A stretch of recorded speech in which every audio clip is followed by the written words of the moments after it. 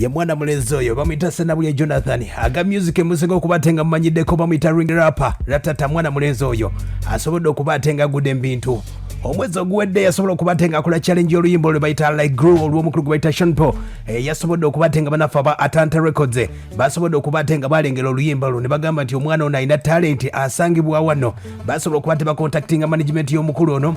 omwana mulenzi ono gwe bayita ring rapper era ne basobola okubatenga bamuwadde kasenta akawerawerako okubatenga kola project ez'enjawulo era nga kigambwa nti bayinza okumuwaayo kolabo gye bujja naye basobodde kubateba basooka okubateba mwongeramu amaanyi mu kaliya yesobola okubatenga yeeyongera omwana mulenzi oyo gwe bayita ring rapper ali mu kilasi yakusatu senior yakusatu nenge ekintu ekitandika akyali buto mpolampola kati nno ye mukulu yasobodde okubatenga mu challenge bannyo bakola challenge ku Facebook YouTube zonna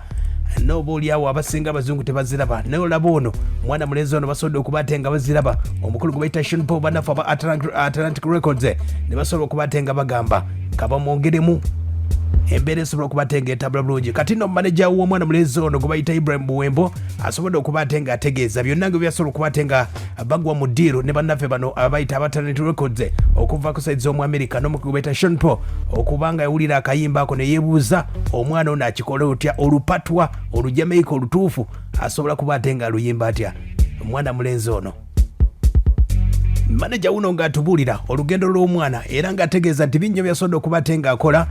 mu mbeera eno omwana okubatenga atambuza ekintu kye manager uno Ibra Buwembo so ekiriwo nti omukisa mulungi twakeera ku makya tukola akantu ako kaleke guru kava ya Shanpo kakola twali tugenze mu studio okola nyimba ndala ringi nagamba ne mwana nyina vibe yokola mu njagala kukola yoko muyimbi mulala negezesa njagala kugezesa era yino obuntu bungi bwe yakola so tuba tuli awo mbade nakava Liberia nali nakava wenje Liberia mukata akantu nto tulabanga katambula bwe tugenda okera ku machanga akantu katamba so waliwo management yangu waliwo abali ku party ya online ne balaba email nga batusindikide email nga management ya Shanpo oba abantu abakolagana ne Shanpo batusindikide email nga basaba tubasindikire ka video nga bakongratulating ne ring ingeri gye yayimbyemu obulungi ne talent gyayina nga basaba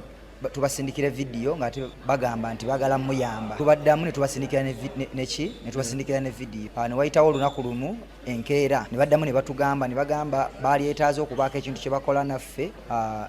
balina oluyimba lwe baagala okukola naffe but balina abaartist bangi ku boodi yaabwe ya Atlantic Records but bajja kuchuzinga Omuyimbi mu Atlantic Records because balinamu abayimbi abanene bangi aya basi oyo no manager Ibrahim Buwembo ng'ategeeza Atlantic Records gye nkutegeezaako nno eno nno record company esobola okubatenga etandika mu Agwali 1997 webaka mu October mu Agwali 1997 kampuni eno erina abayimbi bangi nnyo besobodde okubatenga promoting ab'amaanyi kati nno basobodde okubatenga ring rapper bagenda kubatenga bamuwa ku ssente bamuyambeko kaliya yesobola okubatenga yeyongera mu maaso mu mbeera eno omwana mulenzi ono naye agamba nti essanyu gyereere okubatenga alaba nti bannaffe bano abazungu basobodde okubatenga basiima ekitone kye ekyokubatenga yazzeemu oluyimba olwo olw'omukulu gwe bayita Shanpo ulya bulungi nnyo irya ddala essanyu because nali sikisuubira nga twakola nga abasaaga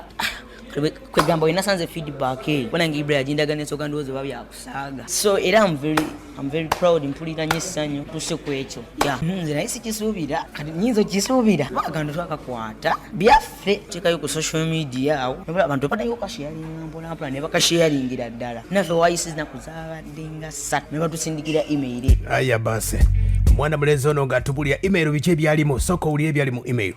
kyensobola okugamba nti batusindikidde email from Atlantic Records Atlantic Records managing abayimbi bangi mu nsi Shanpo mwalimu abo bamanage so batusindikidde email eyo bagala engeri gyasobola okumusupportingamu oba okuyamba music wange okongera okumusupportinga yani batugamba tubasindikire ka video yako era process gye tulimu obudde aya basi mwana mulenzi gwe nkutegeezaako bibi ne bigambo nga bigamba mwabagamba nti olujamaika bayimbi bangi abagamba nti bamanyi olujamaika naye nga olujamaika olutuufu lwe bayita olupatwa tebalutegeera bulungi wuno ng'akigamba kigambo ku kigambo so how can they one big up them chest but you don't know that tika we the rated as the best I wouldn't love this is Yana Paul this me not get a fina guy and only guys we are request to give me the girl them you want every minute and we figure they got them execute and get them regularly this so give me the girl them you want them pressure me cellular say yeah me I did the part they want to be the big papa give me the girl them after the chronic we take a drag and then I'm into brag every day I got to share give me the girl them